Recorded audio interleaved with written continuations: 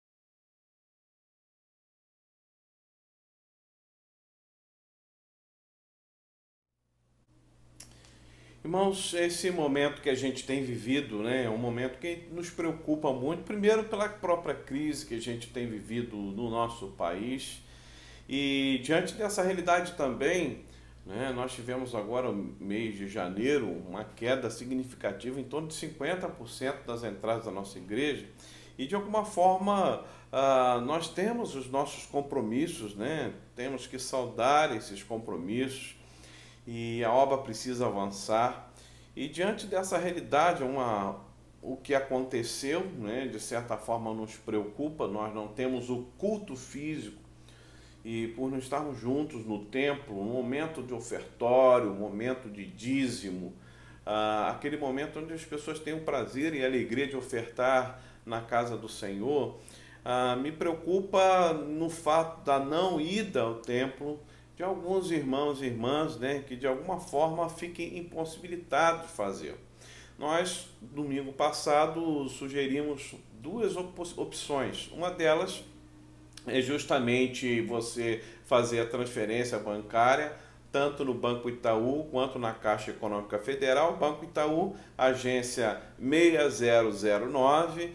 Também, né, nós temos aí na conta, pessoa jurídica, 01820 dígito 8, repetindo, 01820 dígito 8, vai estar aí anotado aqui na tela e você vai poder acompanhar. E também na Caixa Econômica Federal, de repente você tem conta na Caixa Econômica Federal, você pode fazer uma transferência eletrônica. Nossa agência da Caixa é 3590, a nossa operação é 003, porque é pessoa jurídica, e a nossa conta pessoa jurídica é 140 dígito 8, 140 dígito 8.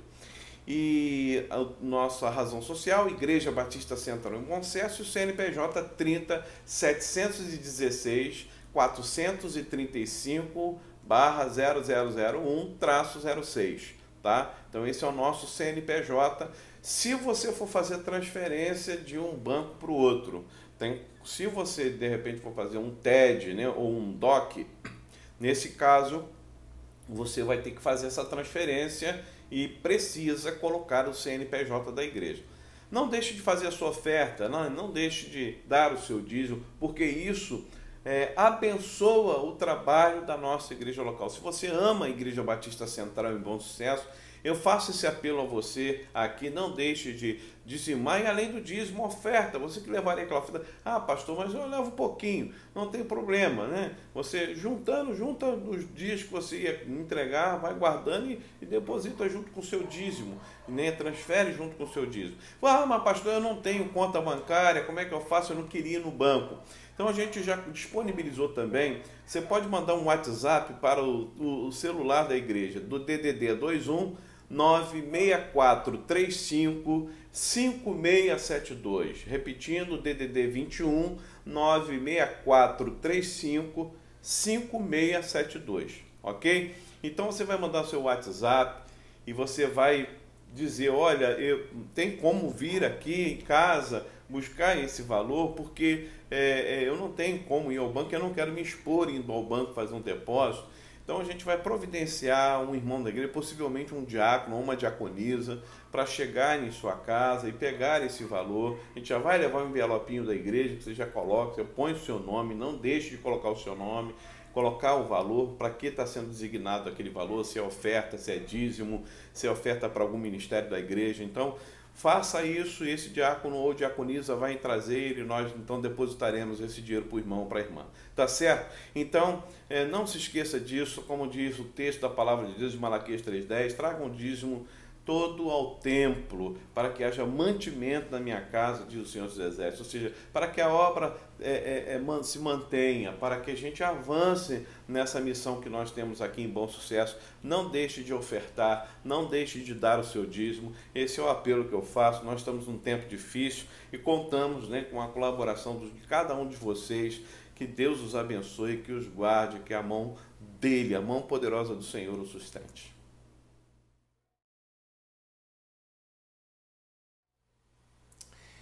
Queria compartilhar com você hoje aqui, nesse nosso culto Vitória pela Oração, dois textos, mas falando no mesmo contexto.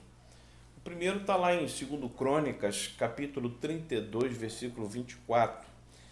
E ele vai dizer assim: naquele tempo Ezequias ficou doente e quase morreu. Ele orou ao Senhor, que lhe respondeu dando-lhe um sinal milagroso. Um outro texto está em 2 Reis, capítulo 20, verso de 1 a 11. E ele vai dizer o seguinte: naquele tempo Ezequias ficou doente, quase morreu. O profeta Isaías, filho de Amós, foi visitá-lo e lhe disse: assim diz o Senhor, ponha em ordem a tua casa, pois você vai morrer e não se recuperará. Ezequias virou o rosto para a parede, orou ao Senhor: lembra-te, Senhor, como tenho te servido com fidelidade e com devoção sincera. Tenho feito o que tu aprovas. E Ezequias chorou amargamente. Antes de Isaías deixar o pátio intermediário, a palavra do Senhor veio a ele: volte, diga a Ezequias, líder do meu povo, assim diz o Senhor, Deus de Davi, seu predecessor, ouvi sua oração e vi as suas lágrimas, eu o curarei. Daqui a 3 dias você subirá ao templo do Senhor. Acrescentarei 15 anos à sua vida e livrarei você e esta cidade das mãos do rei assírio. Defenderei esta cidade por causa de mim mesmo e do meu servo Davi. Então disse Isaías: preparem um empalastro de figos. E eles o fizeram e o aplicaram na úlcera, e ele se recuperou. E Ezequias havia perguntado a Isaías: qual será o sinal de que o Senhor me curará e de que hoje há 3 dias subirei ao templo do Senhor? Isaías respondeu: o sinal de que o Senhor vai cumprir o que prometeu é este. Você prefere que a sombra avance ou recue 10 graus da escadaria? E disse Ezequias: como é fácil a sombra avançar 10 degraus, eu prefiro que ela recue 10 degraus. E então o profeta Isaías clamou ao Senhor, e este fez a sombra recuar os 10 degraus que havia descido na escadaria de Acais.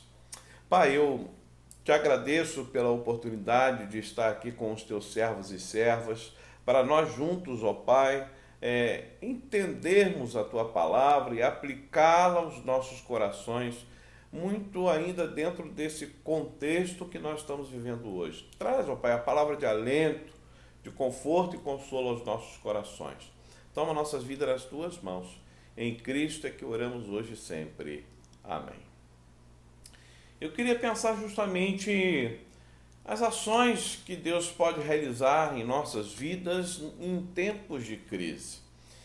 Quando a gente olha esse texto, a gente vai observar que Senaqueribe, ele ilustrou aqui, essa crise com Senaqueribe, a batalha às vezes que a gente vive no nosso dia a dia, nas crises que nós enfrentamos, e que, quando ao olhar para esse texto, para a vida de Ezequias, nos deixa lições de fé. A crise daquela enfermidade de Ezequias mostra a nós os recursos que Deus coloca à nossa disposição nos momentos de fraqueza e de depressão. E quando as circunstâncias elas são maiores do que as nossas forças, quando nos sentimos abatidos e enfraquecidos pela vida, como aconteceu no caso de Ezequias, a gente tem de aprender que Deus não nos abandona. E é isso que sustenta, é isso que nos fortalece nos momentos difíceis da vida da gente. Ele sempre vai colocar diante de nós recursos espirituais que nos ajudam a enfrentar e a vencer tais crises. Então, quais seriam esses recursos? E o primeiro deles que nós vamos olhar aqui, queridos, algo que precisamos aprender. O primeiro deles é a oração.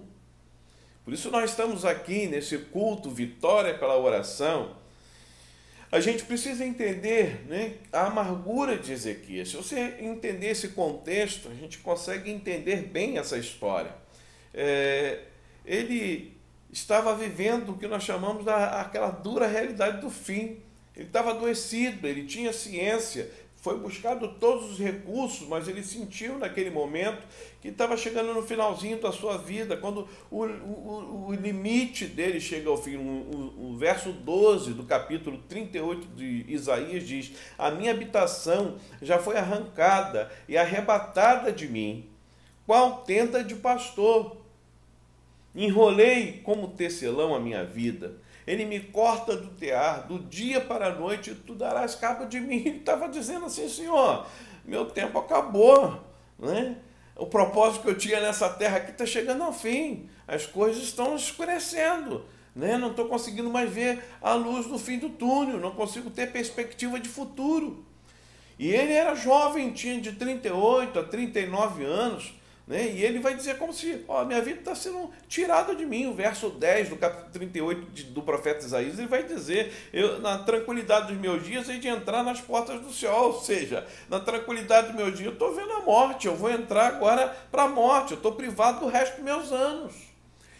E ele não tinha filhos, não haveria sucessor para o seu trono. No verso 19 ele vai dizer isso, né? Ele fala, Senhor, eu não tenho nem como ter, né, continuidade do meu sangue. E diante de uma guerra que estava para acontecer, o verso 6, né, a gente vai até ver justamente o Senhor dizendo, eu vou defender essa cidade do rei da Síria, porque ele estava num momento de guerra, ele sabia, no coração dele estava entristecido, porque ele sabia que tinha uma missão, ele tinha isso no coração, mas tudo agora parecia para ele que não tinha mais, estava acabando, era um ponto final na sua vida. Não é assim que acontece às vezes na sua vida, querido? Quando você tem planos, quando você tem projeto, e aí as coisas começam a ficar meio que neblinadas, meio sem esperança. A gente hoje tem vivido isso, nós estávamos saindo de um momento de crise, tentando ver se as coisas iam para frente, de repente as coisas começam a ficar diferentes. Quantos irmãos fazendo contato comigo, falando hoje mesmo, né, ontem, fazendo contatos comigo, dizendo, pastor, eu estou para perder meu emprego. Outro irmão falou, pastor, eu perdi meu emprego por causa dessa situação, das lojas estarem fechando, está tudo parando e eu perdi o emprego. Outros que dependem de trabalhar, né, no Uber, trabalhando de serviço doméstico, e aí as pessoas estão sem recurso, não podem pagar e falam, não posso mais ter você aqui como meu funcionário. E a gente começa a ver o desespero bater na porta de tantos homens e mulheres, que angústia, né? E quando eu penso sobre isso, né, Deus coloca esse recurso em nossas mãos para tratar da nossa alma. E esse recurso se chama oração. Através dela nós podemos colocar diante dele todos os nossos medos, toda a nossa angústia. O salmista mesmo vai dizer, na sua angústia ele clamou ao Senhor, ele ouviu a sua voz. É aí que nós expressamos todos os nossos limites diante daquele que não tem limites. Queridos, na oração, o coração e as circunstâncias que nos cercam, elas são tratadas pelo Pai das misericórdias. Olha que coisa maravilhosa, né? Jesus, naquele momento dele no Getsêmani, como que ele foi tratar, né, aquele momento difícil dele no Getsêmani? Na oração, lá no Monte das Oliveiras, buscando ao Pai no Getsêmani. Eu estive lá naquele momento, né, vendo ali, imaginando aquele momento tão precioso. De lá ele contemplava o templo do Senhor. É esse momento que nós temos que buscar ao Senhor. O Senhor Jesus é um exemplo disso para nós. As minhas mágoas são tratadas pelo Senhor. Os meus problemas, as minhas angústias, a ansiedade que está em meu coração é tratado pelo Senhor. Há momentos que nos vemos face a face diante de uma parede lisa. Eu já falei sobre isso uma vez, né? Quando a gente pensa nessa situação, ele deitado ali naquela cama, ele diz o texto que ele se vira. O verso 2 vai mostrar isso, que ele vira o seu rosto para a parede, ele chora diante de Deus e ele ora, Senhor, cuida de mim, Senhor, age sobre a minha vida. Foi um clamor e foi isso que então o Senhor vai lá, fala com Isaías, volta porque eu ouvi a oração do meu servo. Olha que coisa maravilhosa. O salmista olha para os montes, o salmista Davi, ele vai relatar isso, de onde me virá o socorro, eu olho para os montes, de onde vem o meu socorro vem do Senhor, e ainda ele é o meu refúgio, ele é a minha fortaleza, ele é o socorro certo na hora certa.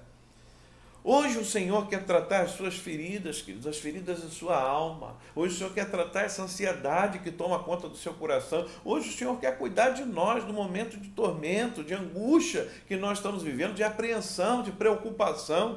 vá à presença dele em oração. É isso que ele quer de nós como igreja também, que nos coloquemos diante dele em oração. A nossa igreja, como muitas igrejas no Brasil, estão no período de 40 dias de oração, de propósito de oração. É isso que precisamos fazer. E é importante até que nesse momento nos coloquemos, que nos lancemos diante do Senhor em oração. E hoje o Senhor ele quer intervir nas crises de cada um de nós. Só Ele pode abrir uma porta numa parede lisa que às vezes está diante de nós, e é aquele lugar onde a gente clama ao Senhor, onde a gente chora diante dele.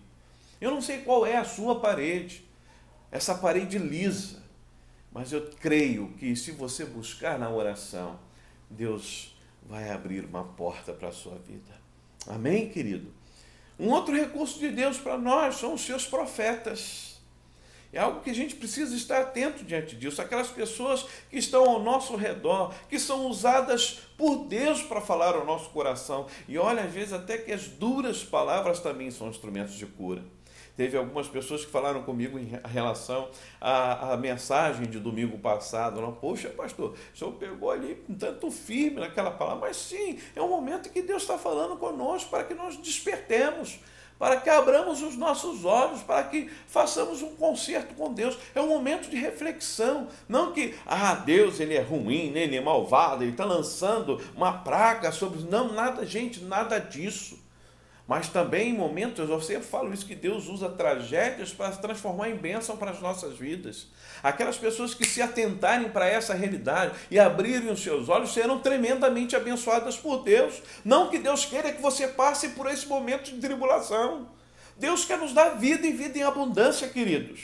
Mas a realidade é que precisamos nos atentar para isso. O que aconteceu com Ezequias? Ele buscou isso. E aí então ele esteve atento à voz do profeta de Deus. E diante daquele homem de Deus, mesmo com a palavra dizendo que a finitude estava ali diante dele. Quantos de nós não queremos perceber que nós temos um tempo? Que a nossa vida não é para sempre. Eu sempre, quando estou no sepultamento, às vezes eu entro nesse ponto e eu falo, olha, vai chegar uma hora que a gente vai chegar aqui. Não tem como fugir dessa realidade. E o que o profeta chegou para aquele rei e disse, olha, teu tempo acabou. Foi duro aquela palavra. A dependência total dos desígnios de Deus foi afirmada. Quantos de nós, às vezes, imaginamos que nós temos o controle de tudo na vida, né? Lembra do posse, poder e prazer? A gente tem aquela triste mania de achar que a gente tem o poder de controlar todas as coisas. Ezequias estava achando isso, que ele tinha o controle de tudo, ele era o rei, ele podia tudo, e de repente tudo desaba na cabeça dele. Ele começa a entender que não era bem assim. Ele pôde entender que as coisas não estavam no controle dele. E ali o profeta de Deus falou claramente para ele, olha, você está pensando que você é o dono de tudo, que você controla tudo? Você está enganado, você está equivocado. E outra coisa foi a impossibilidade de não se submeter, né? Isso foi demonstrado e Deus, né, mostra claramente quem é que pode fugir do seu encontro com Ele. Querido, por mais estranho que isso pareça aos nossos olhos, as palavras duras de Isaías foram palavras de bênção para a vida de Ezequias. Às vezes você não gosta de ouvir a verdade, às vezes quando um pastor, seja eu, outro pastor em outra igreja, traz uma palavra dura, você torce o seu nariz, você acha ruim, você acha aquela palavra um tanto extremada. Olha, pare para ouvir aquilo que Deus tem a falar ao seu coração através dos seus profetas. Mas as notícias de cura também foram, né? E foi usado o profeta de Deus. Elas representavam a resposta de um Deus que ouve e vê. Deus ouviu a oração dele, Deus viu, Deus agiu, Deus interviu. Ele diz, vi e ouvi, e eu mandei de volta o meu profeta para te consolar. Está aí no verso 5. Existe um Deus vivo, queridos, todo-poderoso, que hoje age na terra, e é esse Deus que nós cremos. Aleluia! Deus usará pessoas, profetas do seu amor. Ele já tem usado até naquelas palavras duras que às vezes precisa ser ministrado ao seu coração, palavras duras ou até mesmo palavras de consolação. Ambas são a voz do Senhor tratando do seu coração. Ultimamente as pessoas só querem ouvir palavras boas, né? Mas tem as palavras duras. O Senhor às vezes tem que dar uma sacudidela na gente também. Por isso, ouça a sua voz. Ouça os profetas que Deus tem colocado ao seu coração. Essa é uma segunda ferramenta para nós entendermos essa dinâmica de Deus. E também Deus usa os seus sinais. Nós falamos sobre isso também. Você atentou? Este Deus vivo e todo-poderoso, Ele sabe que às vezes estamos tão abalados, às vezes nós estamos tão desestruturados diante das nossas tragédias que não conseguimos crer nas promessas de Deus. Eu fico abismado que nesse momento aí do coronavírus, né, o Covid-19, que é o nome científico, eu vejo pessoas desesperadas, pessoas angustiadas, pessoas, ai, o que vai ser? Tem gente que até quer começar a entrar em pânico. Calma, gente. Nós precisamos parar para confiar nas promessas do Senhor. Claro, a gente tem que se precaver e a igreja tem orientado. Você não vai também sair como muita gente tem. Vai, eu não vou para a rua porque Deus é comigo. Não é bem assim, não. Aí eu vou até falar sobre isso aqui. Deus dá os seus recursos. Mas a gente precisa confiar dependendo do Senhor. Eu tenho que fazer a minha parte, vou lavar minha mãozinha, até estou falando aqui, né? Na mensagem de domingo passado, a Clauziane falou comigo assim, você estava botando a mão no nariz, você estava botando no... Só quero explicar para você, eu estou botando porque eu lavei, tá? Lavei a minha mãozinha, igual lá o Abraão ensinou, no pulso, direitinho, ó, estou fazendo direitinho, passei o álcool, então tá, tô jóia. Então eu posso botar a mão aqui porque ela tá limpinha, não é? Mas eu estou falando isso aqui, vou deixar isso aqui claro para você, mas eu faço a minha parte, você tem que fazer a sua parte. Mas antes de tudo, nós precisamos crer nas promessas de Deus. Não tem motivo para desespero.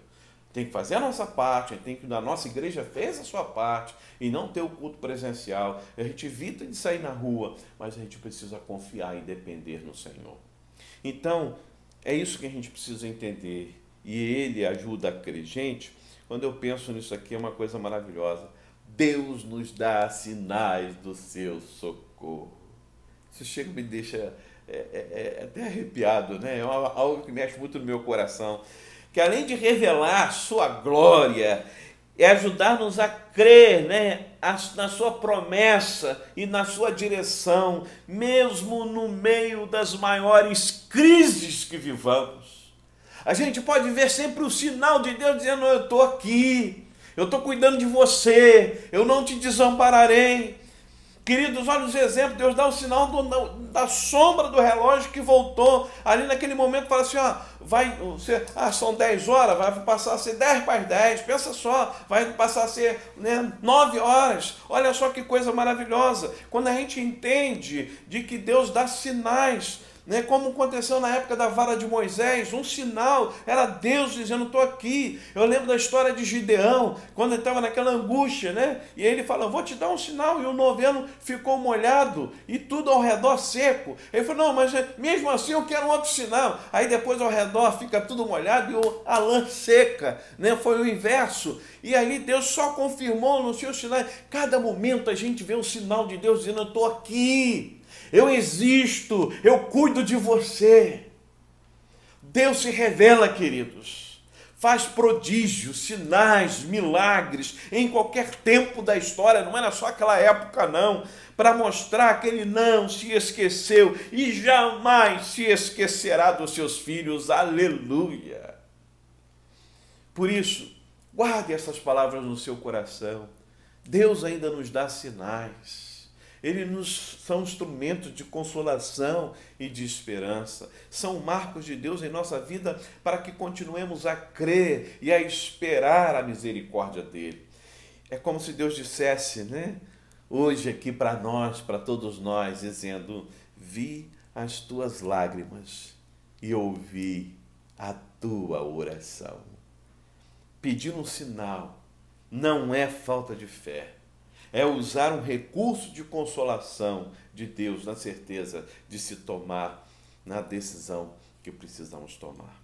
E diante desses recursos, então, a gente precisa dar passos de fé. A restauração de Ezequias passava pela restauração da sua fé. Mas como fazer? Deus usou oração, Deus usou o profeta para falar para ele, Deus usou um sinal naquele relógio de Acais, e Deus usou uma pasta de figos. Gente, olha que coisa interessante. É interessante perceber que em algumas ocasiões Deus propôs passos a serem obedecidos para que o milagre ocorresse. E eu chamo de passos que constroem a nossa fé. Alguns exemplos desses passos de fé, né? A gente vai ver Naamã, mergulha 7 vezes, e se ele parasse na 5ª, 6ª vez, ele não seria, porque não seria ato de obediência. A gente vê os 300 de Gideão, tanto texto na Bíblia, as muralhas de Jericó, as voltas que foram dadas, os 10 leprosos indo para mostrar ao sacerdote e apresentar-se ao sacerdote, o olhar para a serpente no deserto, a água que foi transformada em vinho, a salvação em Cristo Jesus. E a gente vê no texto aqui a pasta de figos, queridos. Por isso que é importante a gente ter entendimento disso. Deus é o Deus que cuida de nós. E o milagre, de Deus é sempre providenciar o seu cuidado sobre nós. Precisamos fazer a nossa parte. Precisamos estar atentos àquilo que Deus deu, como tenho dito, nas instruções dadas aos médicos, a instrução dada às pessoas. A gente precisa ter essa cautela, mas entender que Deus usa esses recursos para cuidar de nós. E Ele não para. Ele não nos deixa abandonados. Prezado, querido, querida, pense nisso. O Senhor quer tratar, Ele quer cuidar de você, Ele quer trazer paz ao seu coração. Aquilo que de alguma forma tem abalado o seu coração, a sua vida. Ele olha, Ele se importa com a sua enfermidade como Ele se importou com Ezequias. O Senhor tem visto aquilo que tem trazido tristeza ao seu coração, preocupação, ansiedade. Ele coloca os recursos à disposição para isso. E a oração, homens e mulheres de Deus têm sido usados como instrumento deles, sinais de consolação. Mas para isso que Ele espera que você dê passos de fé. Confie. Você começar hoje a dar os seus passos de fé, confiando que Deus cuida de nós, que Ele não nos abandona. Faça isso nesse momento. Entrega a sua vida nas mãos do Senhor. Fala, Senhor, eu não vou mais ficar ansioso. Eu vou confiar que o Senhor cuida de mim. Que Deus nos abençoe. Esse é meu desejo. Essa é a minha oração.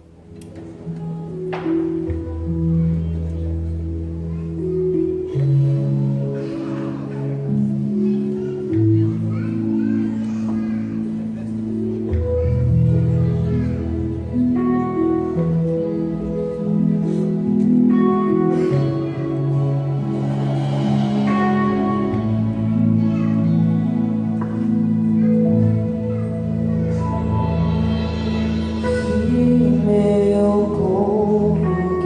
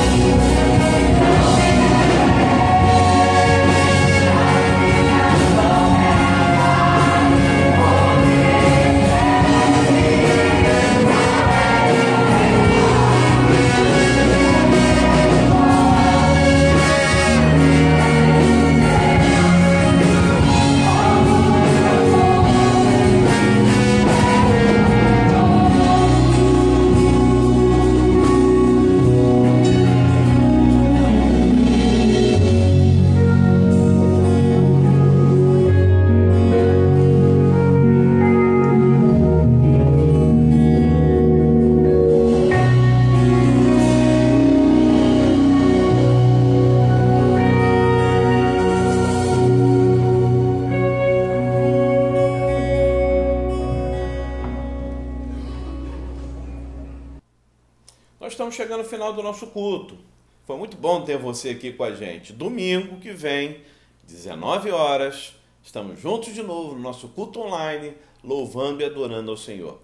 E queremos orar encerrando esse momento. Eu quero orar também pela oração propósito. Você, para quem não sabe, a nossa igreja tem a oração com propósito. Essa oração é uma oração que a gente tem o propósito de orar durante 4 quartas-feiras na igreja. Toda quarta-feira os irmãos estão no propósito de oração. Então alguns já iniciam a primeira semana, outros já estão na segunda, outros na terceira e outros concluindo o mês de oração, ou seja, na quarta-feira, orando durante um mês, clamando ao Senhor pelo seu pedido. Deus tem respondido coisas tremendas. Deus tem ouvido o nosso clamor, como nós falamos agora há pouco, né? Então, se você está aí, feche os seus olhos, ore ao nosso Deus, coloque o seu pedido, o seu propósito. Você que está na primeira semana, na segunda, ou seja, você que quer começar esse propósito hoje com a gente, comece aqui com a gente. Quarta-feira de novo a gente vai estar aqui orando com você, na terceira, na quarta, ore durante um mês. Vamos orar e eu quero fazer esse momento com você agora. Feche os seus olhos, falemos com Deus. Pai, eu entrego nas tuas mãos a vida desses teus servos. O Senhor conhece o coração de cada um deles. O Senhor sabe, ó Pai, o que eles têm vivenciado, as ansiedades, as angústias, as tristezas, as lutas que eles têm passado, os enfermos. Pai, nós clamamos pelos enfermos da nossa igreja. Diante desse cenário que nós estamos vivendo, Tu sabes o quanto a gente se preocupa com aqueles que estão, ó Pai, adoecidos já, e o problema que seria, ó Pai, essa doença sobre eles. Livra os Teus servos desse mal. Cobre-os com a Tua graça. E, ó Pai, atende o clamor desses Teus servos que estão iniciando hoje o seu período de oração, aqueles que estão na segunda semana, na terceira, ou aqueles que estão concluindo, fechando o seu mês de oração com propósito. Que esse propósito que está no coração de cada um deles seja guardado e abençoado por Ti. Obrigado pelo Teu cuidado sobre nós. Em Cristo é que oramos hoje para todo sempre. Amém. Que Deus te abençoe, querido, e até o próximo culto, se Deus assim nos permitir. Olá, igreja. Me chamo Abraão, sou membro da IBCB e atualmente sou estudante de medicina e a pedido do pastor Djalmi, estarei passando algumas informações para os irmãos ou reforçando algumas informações sobre como deve ser a nossa conduta frente a essa questão do coronavírus no nosso meio. Para começar, pensar o que é de fato então o coronavírus. É um vírus responsável por uma síndrome respiratória, por uma doença respiratória que tem uma apresentação parecida com a gripe. Então febre, tosse, falta de ar, dor no corpo, coisa que a gente já conhece da gripe, também está presente na infecção pelo coronavírus. E é importantíssimo nesse momento a gente ficar atento, porém não desesperados, mas atentos. Porque as nossas principais armas no combate ao coronavírus são a informação, a responsabilidade quanto a essa informação e a precaução. É importante a gente entender que o coronavírus ele é considerado um vírus de baixa letalidade. O que é isso? Um vírus que de todas as pessoas que ele infecta, apenas uma pequena parte chega aos finalmente da doença grave e à morte. Então, mais de 80% dos casos, segundo a OMS, apresentarão apenas quadros leves, sintomas respiratórios leves. No entanto, a preocupação se torna um pouco maior quando nos referimos a pacientes idosos, pessoas idosas e pessoas com doenças de base, doenças que elas já têm, doenças crônicas.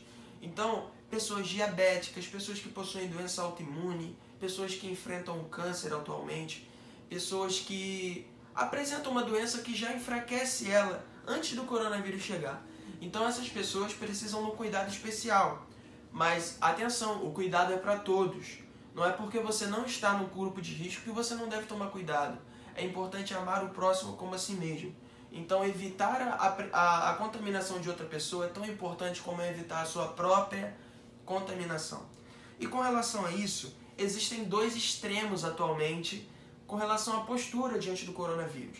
Existe o extremo de ficar em pânico, ficar em desespero, e o outro extremo de ser irresponsável e de não estar nem aí para o coronavírus ou considerar mais uma fake news. Irmão, eu estou aqui para esclarecer definitivamente. Coronavírus não é fake news. Coronavírus não é invenção e não é brincadeira. É de fato uma ameaça, mas pela fé e através de medidas básicas nós conseguiremos combater e passar por essa, são os salvos.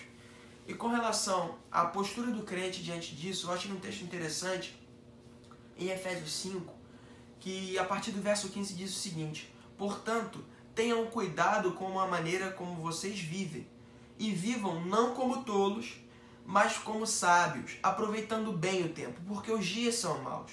Por esta razão, não sejam insensatos, mas procurem compreender qual é a vontade de Deus. Esse texto fala sobre um contexto geral de como deve ser a vida do cristão, mas a gente pode aplicar esse contexto pegando o seguinte: devemos ser sábios, devemos ser atentos, não agirmos como tolos, não compartilharmos fake news. Ou seja, irmão, você pegou uma informação, antes de você passar para alguém, veja se aquilo confere. Por exemplo, o Ministério da Saúde tem um aplicativo que você pode ter aí no seu celular para esclarecer essas coisas, onde as informações são confiáveis. Então, não divulguem coisas falsas. Não deixem de cumprir as orientações achando que é bobeira. Se todas as autoridades mundiais têm alertado quanto a isso, se o seu pastor, a partir de agora, tem te orientado quanto a isso, você agir de maneira insensata e tola, de modo a desrespeitar essas orientações, é pecado, é contrário à vontade de Deus. Então procure, irmão, nesse momento, ser equilibrado, ser sábio e buscar entender qual é a vontade de Deus diante disso tudo. Então, irmãos, vamos agora à parte prática. São coisas muito simples que não vão afetar a tua vida, mas que podem definir plenamente como a gente vai combater isso. Vamos lá. Lave as mãos com água e sabão sempre que possível, ou use o álcool e gel para a higienização das mãos. O álcool gel ele não substitui a água e sabão, mas para situações onde você está na rua, onde você não tem essa disponibilidade da água e do sabão, ele cumpre bem a função. A gente vai colocar um vídeo aí sobre como fazer isso. Não é simplesmente botei na água aqui e tá limpo. Faça direito, dá uma olhadinha no vídeo que vai dar tudo certo. Cubra o nariz e a boca ao tossir ou espirrar. Trata-se de uma condição de etiqueta respiratória, de educação. Não vá propagar. Se você não consegue usar a mão, manda o vampirinho, faz assim, evita essa situação, gente. Mantenha os ambientes bem ventilados. Então, sempre abrindo a janela, sempre procurando ambientes ventilados. Outra coisa, se você estiver mal, estiver começando a apresentar algum sintoma, evite aglomerações, irmão. Evite condições onde você possa se expor e também expor as outras pessoas a isso. É importante evitar o máximo que você conseguir. Evite aglomerações. Por isso, não estaremos fazendo o nosso culto. Outra recomendação muito importante: não compartilhe objetos pessoais. Por exemplo, copo, toalha, celular que passa na mão de um, passa na mão do outro. Evite isso. Até com relação ao celular, procure higienizar teu celular de tempo em tempo. O celular é uma das coisas mais cheias de sujeira que a gente carrega, porque uma hora está na mão de um, outra hora está na mão de outro. Evite esse compartilhamento. Eu sei que a gente é muito caloroso, gosta disso, mas é bom evitar, porque o vírus ele também se propaga pelo contato e pelo compartilhamento de objetos contaminados. Então essas, irmãos, são as principais precauções que você deve tomar.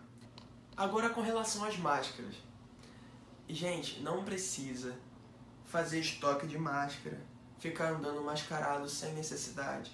Irmãos, o Ministério da Saúde tem recomendado o seguinte: se você tem sintomas que se enquadram nessa questão, então tosse, espirros, se você está nessa situação, se você está adoecido, você deve usar máscara para evitar que os outros sejam contaminados. Se você é profissional da saúde, você já sabe também que no seu lidar você deve usar máscara. Então, apenas profissionais de saúde e pessoas com sintomas. Irmão, se você não está espirrando, se você não está tossindo, se você está tranquilo, não precisa andar de máscara. E trata-se também de essa questão de não sair para correr, estocar máscara em casa, trata-se de uma responsabilidade coletiva. A gente sabe que às vezes em algumas farmácias tem faltado álcool gel, tem faltado máscara justamente por causa dessa atitude de pânico. Gente, se você não tá assim, não precisa ir comprar máscara. Se você tá comprando máscara desesperadamente, pode faltar máscara para quem precisa. Então é importante responsabilidade coletiva. Máscara apenas para pessoas que estão com sintomas ou pessoas que são profissionais da saúde que vão estar lidando com isso. E até tem máscaras específicas para isso, tudo bem? Mas Abraão, se eu ficar doente, se eu começar a passar mal, o que eu devo fazer? Aonde eu devo procurar em caso de adoecimento? Vamos lá. Irmãos, se você está com uma síndrome, com um quadro de sintomas leves, por exemplo. Meu nariz está escorrendo, eu estou com dor de garganta, eu estou com um pouquinho de dor no corpo, algo que é comum, você não precisa correr para as emergências. A principal preocupação das autoridades nesse momento é saber realmente quem precisa para não sobrecarregar e faltar para quem precisa. Então vamos lá. Se você está com sintomas leves, coisas que você já está acostumado, trata em casa. Evite estar nos ambientes coletivos, evite aglomerações, fique em casa e se cuide. Mas é importante não ficar em casa caso você apresente situações mais complicadas. Poxa, Abraão, eu estou piorando. Meu quadro não está mais aquela coisa básica. Eu já estou sentindo falta de ar, eu já estou ficando com febre. Aí sim, nesses casos, procure o atendimento médico. Se você começou a piorar, tá um quadro leve, tá tranquilo, tô ficando em casa, tô me cuidando. Cara, esse negócio não tá melhorando do jeito que melhorava normalmente. Procure um atendimento. Pode ser na clínica da família, pode ser numa UPA. Mas é importante, procure o hospital apenas se você tiver febre, falta de ar. Aí sim, procure um hospital, para que não seja sobrecarregado os hospitais e as pessoas que realmente estão com essa doença consigam se tratar. Tudo certo, gente? É isso aí. Que Deus nos guarde nesse momento e que vocês fiquem tranquilos e se cuidem, porque em nome de Jesus passaremos bem por isso tudo. Então eu vou lavar as mãos, coloco sabonete, aperto aqui e vou esfregar a mão entre os dedos. Começo com uma parte dos dedos, depois eu inverto. Tá vendo? Ó, assim e assim. Depois que eu fiz isso, essa parte de dentro da mão, ela não está limpa, e nem as minhas unhas. Então eu uso essa parte de dentro com as unhas para poder lavar aqui as unhas. Ó, lavei aqui, lavei dentro essa parte. Agora eu vou lavar aqui, ó, o polegar, lavo de um lado e do outro, lavo sobre a mão, o dorso da mão, a mesma coisa, lavo do outro lado, já esfreguei aqui e vou lavar o punho. Lavei o punho, com isso todas as partes da minha mão tiveram contato com o sabão. Eu abro a torneira,